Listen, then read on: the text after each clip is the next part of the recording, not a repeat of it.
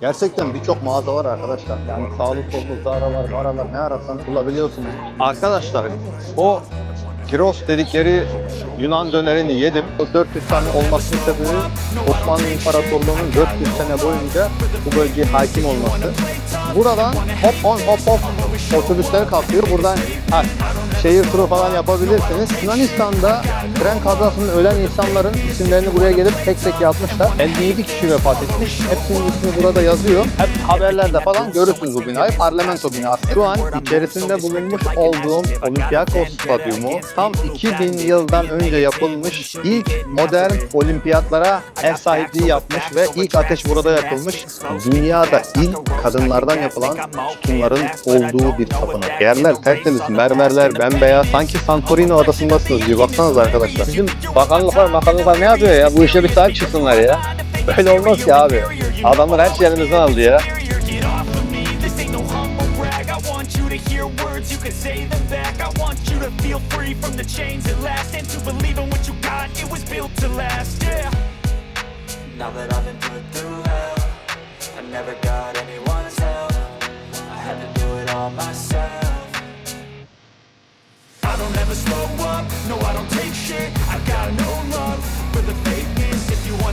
Bulunmuş olduğumuz bölgenin ismi Plaka bölgesi. Bu Plaka bölgesi Monostraki meydanında Akropolis'e çıkarken hemen arada kalıyor. Yani bir 10-15 dakikalık yürüme mesafesi çok yakın. Miniskoles dedikleri bir merdiven var. Bu merdiveni de sizlere göstereyim. Burada bayağı popüler. Burada bayağı insanlar resim falan çekiyor. Ondan sonra gelip burada resminizi çekip Akropolis'e çıkıp yemeğinizi yiyip güzel bir gün geçirebilirsiniz. Plaka bölgesi gerçekten çok popüler. Dün akşam buradaydık Utku'yla beraber. Çok aşırı bir kalabalık var. Sürekli böyle insanlar gidiyorlar, geliyorlar.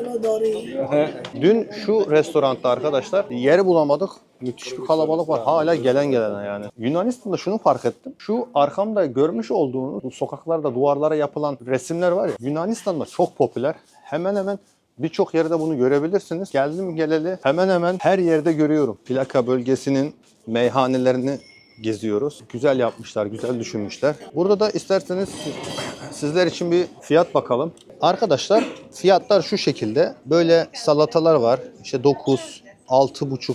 Diğer sayfaya gelelim. Köfte tarzı şeyler var. Aperatifler var. Sonra musakka, mausaka dediği işte dolmates dediği dolma.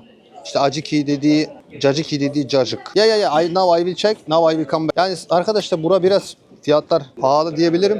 Ama burası da Atina'nın gerçekten en popüler yerleri. Ben dün sulaki yedim. Sulaki dediğim arkadaşlar cips, tavuk, zaten resmini falan koyarım buraya görürsünüz. Burası biraz pahalıymış. Dün benim yemiş olduğum yer çok daha ucuzdu buraya göre. Şimdi size o yemiş olduğum yeri de göstereyim. Thank you very much. Sağlı sollu mekanları görebilirsiniz. Burası en pahalı yerleri arkadaşlar. Aklınızda bulunsun, gelirseniz zaten şu merdivenler bayağı popülerler bu bölgede. Biz dün Utku'yla şu arkamda bulunan Anefani denen bir yer var. Anefani'de takıldık. Terası falan da var. Terası da güzel. Ya gelirseniz bence şu Anefani'yi tercih edin. Güzel de bir terası var. Bence beğenirsiniz. Zaten geldiğiniz zaman yiyeceğiniz şeylerin içerisinde İşte şu sulaki dedikleri yemekleri var. İnsanlar böyle sağlı sollu tavernalarda yemeklerini yiyorlar. Atina sokaklar gerçekten güzel. Şu sol taraftaki masalar falan var, efsane oluyor ya. Bir de şurayı hep söylüyorlardı. Buraya girelim. Ya şuradaki şu Yunan sokaklarına, Yunan tavernalarına bayıldım arkadaş. Baksanıza. Şöyle dar sokakların içerisinde sürekli sağlı sollu olan restoranları görebilirsiniz. Tavernaları. Burada yerler tertemiz, mermerler bembeyaz. Sanki Santorini adasındasınız gibi, baksanıza arkadaşlar. Ve birçok yere de kilise yapıyorlar. Kiliselerin de birçoğunu arkadaşlar ben şimdi girip resim video çekmek istemiyorum. Genelde yasak. Ne yapın, ne edin arkadaşlar? Komşuyu ziyaret edin. Bugün güneş yok. 17-18 derece. Akropolis'e o yüzden tırmanırken zor olmadı. Kalabalık ama yürüyerek buralara ulaşabilmeniz, her işinizi yürüyerek görmeniz, bu gerçekten çok güzel. Hani İstanbul'da falan veya Londra'da, atıyorum Moskova'da bir yerden bir yere gitmeniz gerekiyor. Şehirler bu kadar kompakt değil. Genel olarak ben Yunanistan'ı sevdim arkadaşlar. Rodos'u da sevmiştim. Rodos adası da güzeldi. Yine böyle tarihi evler, hediyelik eşya satanlar. Adamlar gerçekten bu konuda iyiler. Tişörtleri de görüyorsunuz Yunanistan'la alakalı.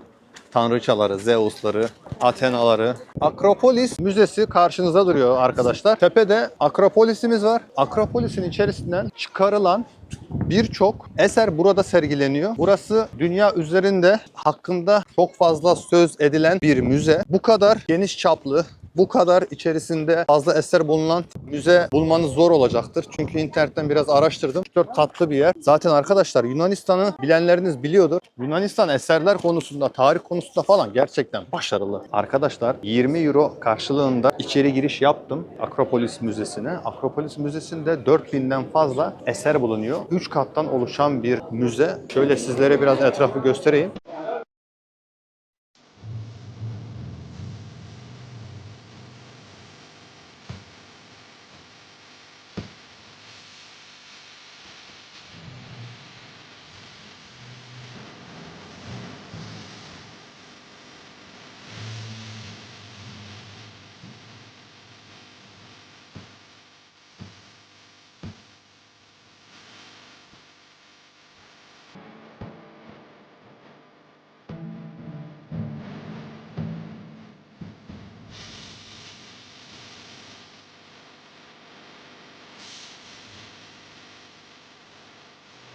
Hemen video çektiğimi gördüler arkadaşlar. Gelip hemen durdurdular beni. Her zaman her yerde olduğu gibi. Şimdi size o Akropolis'in üzerinde demiştim ya bayanlardan yapılan sütunlar var diye. Orijinallerinin olduğu yere geldim. Akropolis'in içinde gezerken zaten orada size demiştim. Ereryaon Tapınağı var. Ereryaon Tapınağı'nın en önemli özelliği dünyada ilk kadınlardan yapılan sütunların olduğu bir tapınak. Ve ondan dolayı onları suya getirmişler ki koruma altına alıyorlar. Çünkü çok önemli. Hani yerine sahtesini yapmışlar diyelim. Benzerini yapmışlar. Onun yerine yine koymuşlar. Ama gerçekten ilginç bir tasarım. Ben bunu St. Petersburg'da falan da görmüştüm. Mutlaka bu taraflar yolunuz falan düşerse bence gelin bir uğrayın. Bir 5-10 dakikada yakından inceleyin. Güzel eserler. Akropolis Müzesi'ne geldiğiniz zaman 3. katta en güzel manzarayı bulabilirsiniz. Bu manzara ne? Athena Tapınağı'nın manzarası ve 3. katta şöyle bir durum var. En çok insanların ilgi çektiği yer 3. kat. Şöyle sizlere göstereyim. Parthenon Tapınağı'na ait olan eserlerin en önemlilerini burada bulabilirsiniz. Özellikle sizlere şöyle göstereyim. Şu aslan kafası, 3 at kafası, şu şekilde görmüş olduğunuz müzenin en değerli eserleri olarak geçiyor arkadaşlar bölge. Müzenin içerisinde bir de restoran var arkadaşlar. Daha doğrusu kafe tarzı. Ufak tefek atıştırmalıklar da var. Bu şekilde gelip şu manzarada aşağınızda zeytin ağaçları, Atina manzarasında zamanınızı geçirebilirsiniz. Bence buraya arkadaşlar bir 2 saat, 3 saat ayırın. İyi olacaktır diye düşünüyorum. Böyle içeriği de arkamda görüyorsunuz. Temiz bir yer, güzel bir yer. Burada da yine gelip bir şeyler yiyip içebilirsiniz. Ondan sonra çıkın Atina'yı gezmeye devam edin. Ben de şimdi nereye gideceğimi bilmeden dışarı çıkıyorum. Bir nefes alacağım. Ondan sonra bakalım ne olacak. Yani burası öyle bir yer ki bazen sıcak hissediyorsunuz. Bazen bir anda bir rüzgar çıkıyor, soğuk oluyor. Şurada da gyros dedikleri bir Yunan döneri var. Sizlere göstereyim. Ekmek arası yapıyorlar ve insanlar böyle birayla beraber oturup yiyorlar. Genelde ayaküstü yiyenler de var arkadaşlar. Ama ben genelde hani oturarak yemeği tercih ediyorum rahat rahat. Adam yanına bir tane bira alıyor. Döneriyle beraber güzel. Onu da yiyeceğim. Yerken sizlere göstereceğim hatta. Hemen Akropolis Müzesi'nden aşağı doğru indiğiniz zaman arkadaşlar şöyle size göstereyim.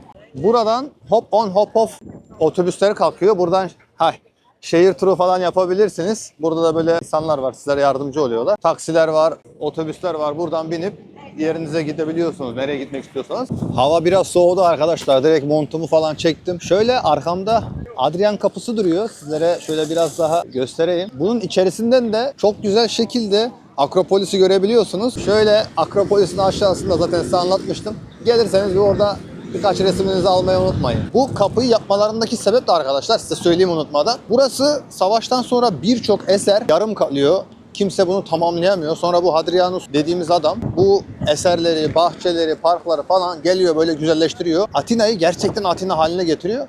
Ondan dolayı böyle de bir kapı yapmışlar. Onun da ismine Hadrian Kemeri diyorlar veya Hadrian Kapısı. Kararımı verdim. Ulusal bahçe denen bir yer var. National Garden diyorlar. Onun içerisinden Olympiakos Stadyumuna gidiyorum. Modern olimpiyatların ateşi ilk kez bu statta yakıldı. Yani o ilk ateş çok önemli. Tarihte bunu herkes bilir. 1986 olması lazım. Eğer tekrar bakarım, yanlışsa düzeltir, altına yazarım. Gezerken de parkın içerisinde böyle şu sol taraftaki gibi heykeller var. Adamlar çok güzel çalışmalar yapmışlar ya. Müthiş. Şu sanat, eser. Ne zaman Yunanlarla alakalı bir durum olsa Sokrates'i, Aristoteles'i, Platon'u, yani hep buna benzer insanlar buradan çıkmış ve zamanında insanların zamanı varmış ve insanlar bu boş zamanlarını değerlendirebiliyormuş. Bizdeki gibi değil. Adamın bir ihtiyacı yok. Örneğin bu tür durumlarda adamlar kafa yormuşlar. Ne yapabiliriz? Nasıl geliştirebiliriz? Yeni felsefeler oluşturmaya çalışmışlar ve birçok filozof da felsefesiyle beraber Yunanistan topraklarında doğmuş.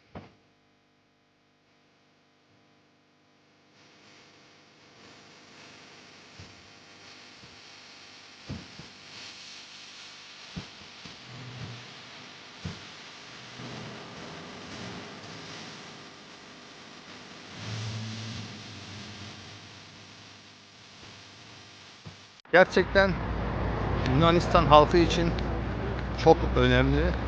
Neden?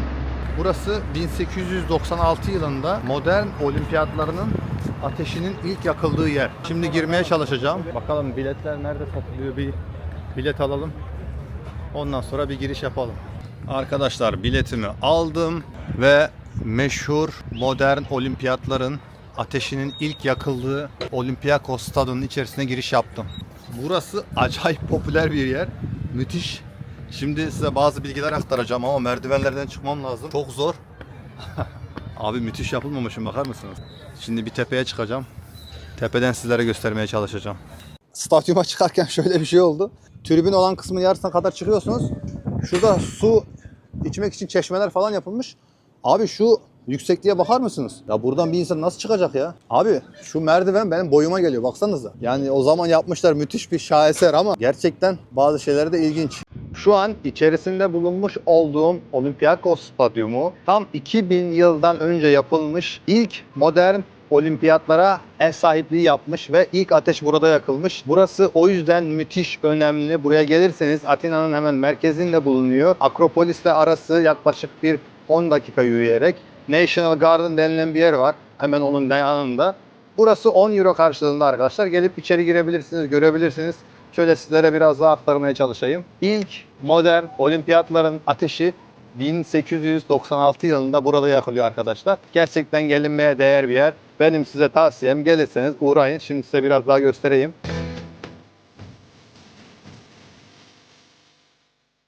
Komple mermerden yapılan arkadaşlar ilk stadyum. Öyle de bir özelliği var. Tam böyle merkezi bir lokasyonda. Ayak basabildik arkadaşlar tam içerisine. Şöyle iki tane heykel var. İki tarafı da iki başlı. Mesela bu bir yüzü bayana benziyor, bir yüzü erkeğe benziyor. Acaba ikisi de mi erkek, anlamadım. Yani böyle değişik. Şuradaki de yine bir tarafı erkek, bir tarafı bayan arkadaşlar. Ben öyle görüyorum. Bu zemin de yumuşak. Burada insanlar koşuyorlar, bir tur atıyorlar. Güzel. Bir de içeride müze var dediler. Müzeye gireceğim. Bakalım müzede bizi neler karşılıyor. Böyle yürüyerek müzeye doğru gidiyoruz. Arkadaşlar şimdi müzeye geldim. Müzede de size göstermek istediğim bir şey var. Bu arkamda görmüş olduklarınız zaten arkadaşlar meşaleler. İlk ateşin yakmış olduğu meşaleler. Bir de burada stadyumda dünyanın en kalabalık basketbol maçı olmuş. 80 bin kişilik. Atina Prag arasında oynanmış. Slavia Prag arasında. Atina kazanmış 89-82'ye. Buradaki eserlerde de arkadaşlar hangi ülkede olimpiyat yarışmaları yapılmışsa her birinden buraya şey getirmişler. Eserler getirmişler. Onları da böyle sergiliyorlar burada. Küçük bir müze. Bence girip böyle bir 10-15 dakikanızı geçirin derim. Zaten aynı para içerisinde. Vermiş olduğunuz 10 euronun içerisinde bu da var.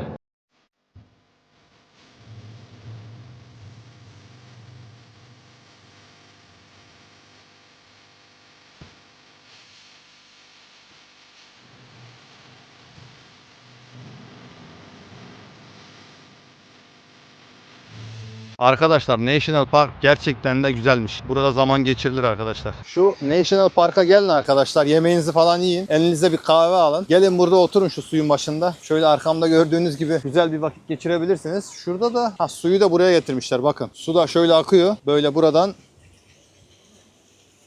şöyle şu kenardan boşalıyorsun. Ve burası arkadaşlar çok büyük. İçerisinde kaybolmadan yürümeniz çok zor. Yani ben sürekli haritalara falan bakıyorum. Yanlış yerlere gitmeyeyim diye. Abi bir yerden bir yere geçmek bile zor ya burada. Vallahi artık insanların bastığı yere ben de basacağım ya. Abi şu ağacın köküne bakar mısınız? Böyle bir ağaç kökü mü olur ya? Ne alaka abicim? Yani çok ilginç ya. İlk kez böyle bir ağaç görüyorum. Burada da bizim orada tosbağa derler. Kaplumbağalarımız var arkadaşlar. Hiç kımıldamadan duruyorlar. Sanki şeymiş gibi, oyuncakmış gibi ama hepsi gerçek. National Park'ın içerisindeki en güzel olaylardan bir tanesi de dostlar. Ya her yer böyle tomurcuk açmış. Tertemiz duruyor. Yani böyle güzel bir koku var. Yürürken falan bunu alıyorsunuz, içinde çekiyorsunuz. Müthiş. Çeşit çeşit ağaçlar var bir sürü. Büyük ihtimal bunlar asmadır. Yok asma değil, başka bir şey. İşte insanlar altında oturuyorlar, suyunu, çayını, kahvesini içen. Burada yine böyle bir tarihi köprünün bir parçası gibi duruyor. Ben şimdi soracağım buradan nereden çıkabiliriz diye. Monostraki meydanına gideceğim. Gideyim orada bir yemek yiyeyim. Bundan sonra telefonu bir şarj edeyim. Telefon şarjı bitti. Ondan sonra kaldığımız yerden devam edeceğiz.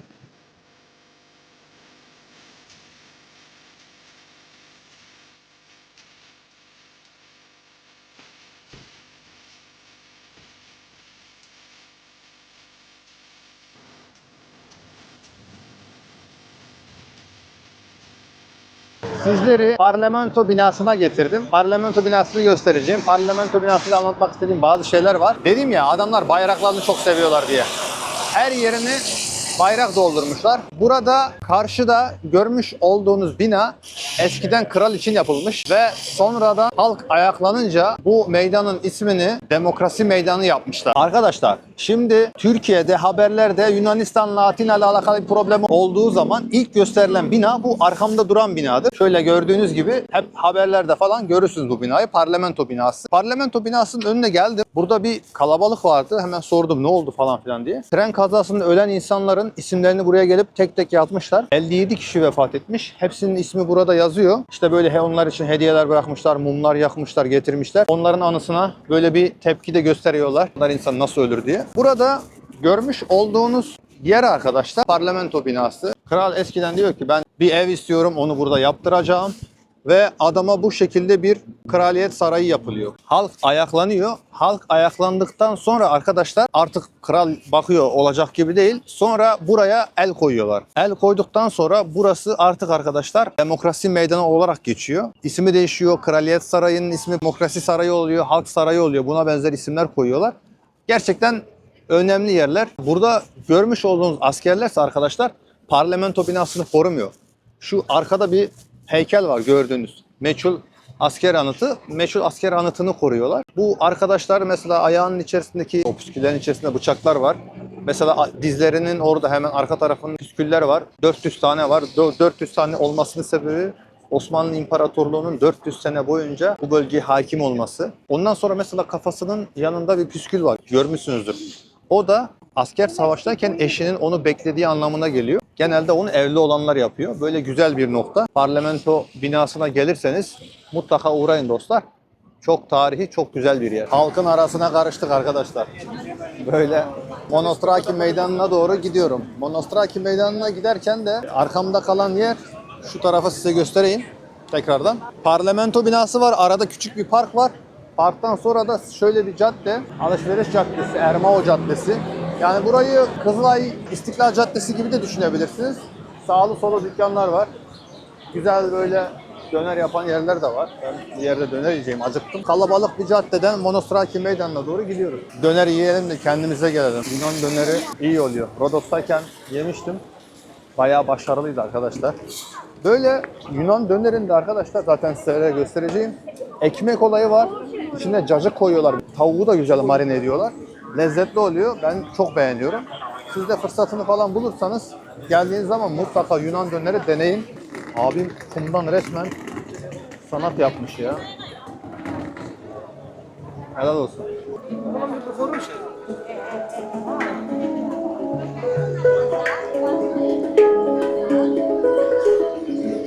Yani İstiklal Caddesi'ni düşünebilirsiniz. Sağlı sollu dükkanlar, ara sokaklarında böyle yine eğlence yerleri, taverna dedikleri yerlerden falan var. Güzel bir cadde, temiz bir cadde. İnsanlar da böyle nezih duruyor. Genel olarak ben beğendim.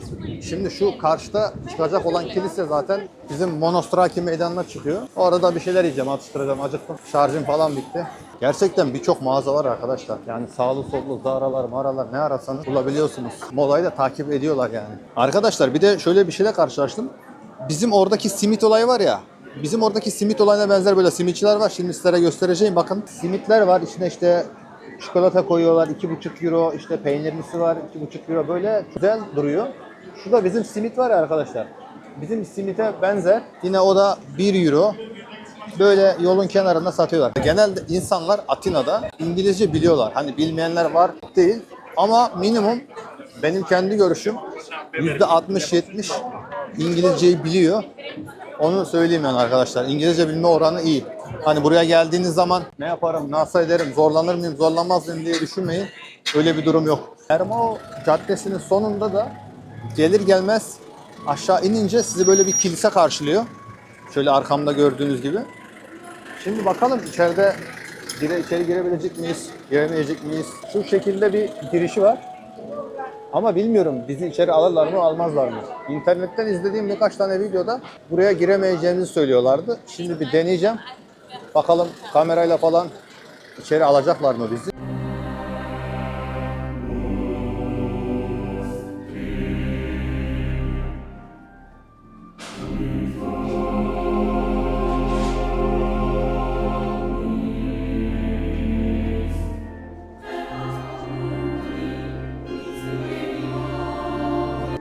Çok fazla inançlı insan var. Acayip bir şekilde. Abi böyle içeri giriyorlar. Oradaki resimleri falan öpüyorlar. Var yani onların da böyle aşırı dincileri var. Gördüğüm kadarıyla. İlginç yani ben pek sevmediğim şeyler de beni bilenler bilir. Ama bu kadar da bilmiyorum ya. Herkes aynı yeri öpüyor. Ne bileyim yani hijyen nerede, o nerede, bu nerede bilmiyorum. Çok çok değişik. Arkadaşlar o gyros dedikleri Yunan dönerini yedim. Şimdi yine Monostraki meydanına doğru gidiyorum. Telefonumu falan şarj ettim. Kamerayı falan biraz şarj ettim. Şimdi size sokakları göstereyim bakın. Böyle sağlı sollu yerler. İnsanlar oturuyorlar. Hani artık biraz restoranlar bölgesine geldiğimi söyleyebilirim. Genelde de döneri çok seviyorlar arkadaşlar, Yunan dönerini. Onu size söyleyeyim. Birçok yerde buluyorsunuz. Bahsetmek istediğim başka bir konu da arkadaşlar. Çok fazla Arnavut var. Yani kimle sohbet etsek Albanya, Albanya, Albanya. Yani Arnavut'um diyor. Ona da şaşırdım yani. Ben bu kadar Arnavut'un burada olmasını anlamıyorum. Ya abi işte Yunan kalkıyor gidiyor işte Fransa'ya, İsviçre'ye orada çalışıyor. Çünkü Yunanların ekonomisini az çok biliyorsunuz arkadaşlar. Çok iyi bir ekonomiye sahip değiller. Bizim normalde bu adamlardan kat kat iyi olmamız lazım. Ama işte adamlar paraları euro, kalarında Avrupa var. Destekliyorlar falan. Birbirlerine sahip çıkıyorlar. Biz de yalnız kendi başımızdayız. Evet, Monostraki meydanına geldik. Yani öyle çok büyük de değil, çok küçük de değil. İşte o bahsetmiş olduğumuz caminin hemen yanına geldik. Akropolis zaten tepede arkadaşlar. Aşağısına geliyorsunuz. Burada Osmanlı yapımı Cizderiye Camii ve tekrar söylüyorum bu caminin minareleri veba hastalığına sebep olduğunu düşündükleri için yıkılmıştır. Yani ne alakaysa caminin minaresi veba hastalığının başlangıcıymış. Buradaki caminin minaresi yüzünden veba hastalığı çıkmış. Böyle bir şey diyorlar. Ondan dolayı kalkıyorlar minareyi yıkıyorlar. Ya kardeşim ne işiniz var, ne karışıyorsunuz? Zamanında Osmanlı yapmış adamlar. Burayı bir ara cami diye kullanmışlar. Bir ara kiliseye çevirmişler. Şimdi de işte müze olarak tanıtılıyor. Ben şöyle kenarından baktım, işi bildiğimiz cami olduğu için hani gidip tekrar bilet al gel istemedim. Bir de bilet alma yerine biraz uzağa yapmışlardı. Ona da şaşırdım.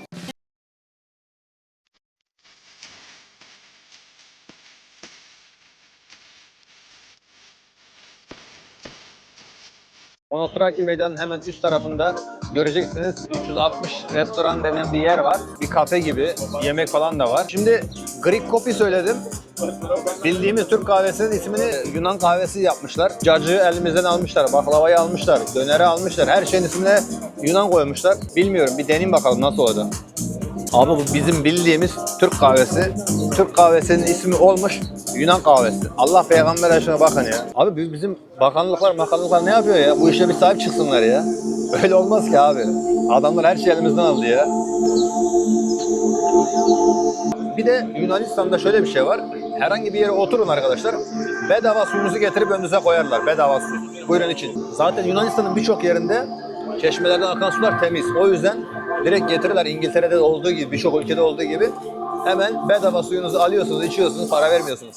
Bu mekan güzelmiş arkadaşlar. İnsanlar da böyle birçok yerde olduğu gibi burada da nezih. Bence ortam iyi. Denk gelirseniz gelin, burada en kötü bir Türk kahvesi falan için zararı olmaz, seversiniz. 10 numara mekan, ben çok beğendim. Arkadaşlar şimdi eve giderken bir alışveriş yapmak istedim. Markete geldim. Markete gelmişken de size fiyatları göstereceğim. Bakalım nasılmış. Sizler neler düşünüyorsunuz? Düşündüklerinizi de mutlaka yazın. Hani pahalı mı, değil mi? Siz ne diyorsunuz? Sizin düşünceleriniz benim için çok önemli. Şöyle şaraplar var arkadaşlar. Yani 9.30, 8.65, 15.10. Palantais var arkadaşlar. 70'lik. 17.90. Jameson var. 21.10. Şöyle görüyorsunuz. Şu Grand var. 16.90. Baileys var. 18.30. Biraz da diğer ürünlere bakalım. Çikolatalar işte 1,5-2 euro arasında değişiyor arkadaşlar genelde. Çocuk bezleri var. 26 tanesi 4 euro. Şöyle el şampuanları var.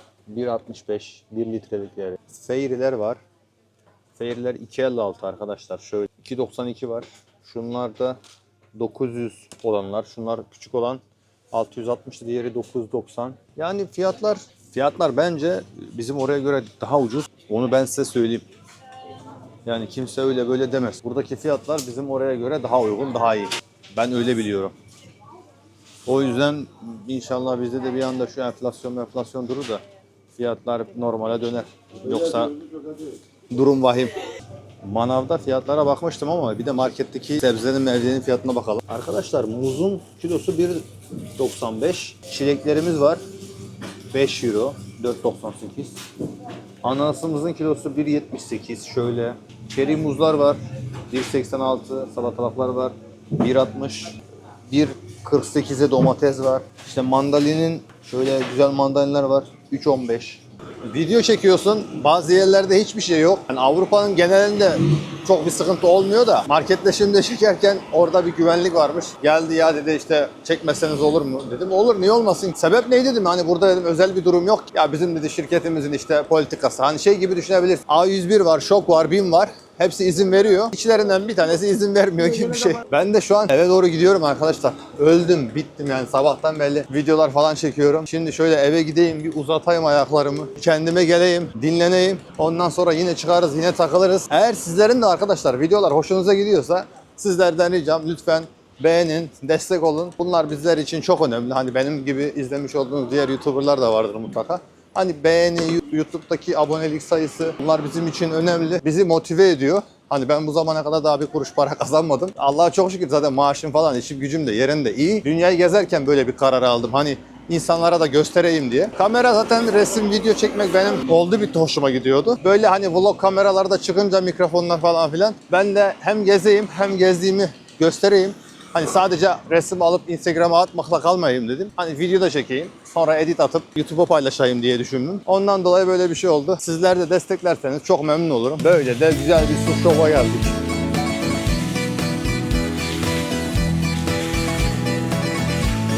Yunanistan, Atina'nın akşamları da fena değil. Benim hoşuma gidiyor. Şimdi de böyle gidip biraz dinleneceğim. Sonra akşam tekrardan çıkacağım. Şöyle sokaklarda kaybolacağım. Bakalım ne var ne yok. Çünkü güvenli. Başınıza bir şey gelme ihtimali çok düşük. Genelde çok fazla polis falan göremiyorsunuz. Dilenci yok değil. Dilenci var gerçekten. Diğer ülkelerde falan da çok görüyordum ama Yunanistan'daki dilenci sayısı da az değil. Onu da size söyleyeyim.